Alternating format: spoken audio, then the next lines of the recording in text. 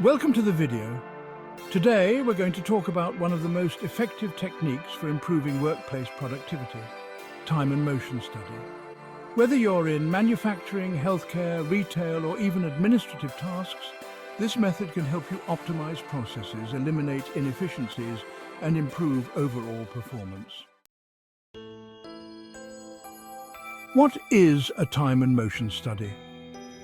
A time and motion study is a technique used to analyze the time taken to complete tasks and the motions involved in performing those tasks. The goal is to increase efficiency by eliminating unnecessary motions and setting standard times for tasks. Time study. First, let's talk about the time study aspect. This involves observing and recording how long it takes to perform each part of a task. It's broken down into small components so that we can see exactly where time is being spent. This data is collected using a stopwatch or specialized software to measure the time taken for each step. Once all the timings are recorded, we calculate the standard time for completing a task.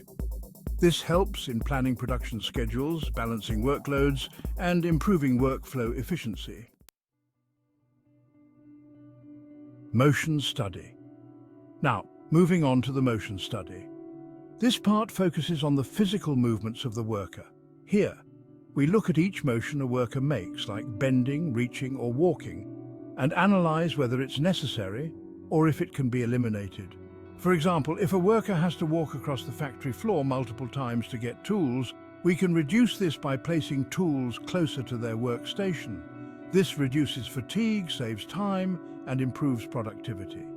The ultimate goal of the motion study is to simplify motions, make work easier, and improve workplace ergonomics. The purpose of conducting a time and motion study is to, identify and eliminate unnecessary motions. It helps improve efficiency and reduce costs. By setting standard times for tasks, we ensure consistency in performance. And importantly, it helps balance workloads and improve the organization of workstations. Allowances in time and motion study. Next, let's talk about allowances. Allowances are adjustments made to the standard time to account for delays, rest periods, and other personal needs. This ensures that the set standard is fair and achievable. First, we have personal allowance. This is time for personal needs like restroom breaks, drinking water, and so on. This is usually about 5% of the total time. Then there's fatigue allowance.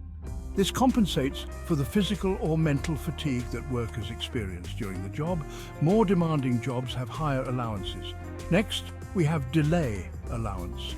This covers unavoidable delays, such as waiting for materials or machinery breakdowns. These are common in workplaces and should be factored into the time standard. Lastly, there's special allowance. If the task is done under abnormal working conditions, such as high temperatures or noisy environments, this allowance is added to the standard time. Allowances ensure that workers are not overburdened and help reflect a more realistic time standard. Steps to conduct a time and motion study. To conduct a time and motion study, follow these steps. First, select the task. Identify the specific task or process you want to study. Second, record observations. Break the task into smaller components and observe how much time is taken for each motion. Third, analyze the data. Identify inefficiencies or unnecessary motions. Fourth, develop improvements. Suggest ways to improve the task, such as redesigning the workspace or eliminating unnecessary steps. Finally, set standards. After making improvements, calculate the standard time for the task, including the allowances for rest, fatigue, and delays. Real-life example. Let's look at a real-life example. Imagine a worker on an assembly line. In a time and motion study, you would first time how long each step of the assembly process takes. Second, observe their motions. Are they reaching too far for tools? Can the workstation be organized better? After the analysis, you might decide to bring tools closer to the worker or adjust the layout to reduce walking time. By doing this, you can save seconds on each task. Over time, these small savings add up, increasing overall productivity. In summary, a time and motion study helps in optimizing work processes by reducing unnecessary motions and setting achievable time standards for tasks. It plays a crucial role in improving productivity, reducing costs, and ensuring a more efficient workplace. Thanks for watching. If you found this video helpful, don't forget to like, share, and subscribe to our channel for more valuable content like this.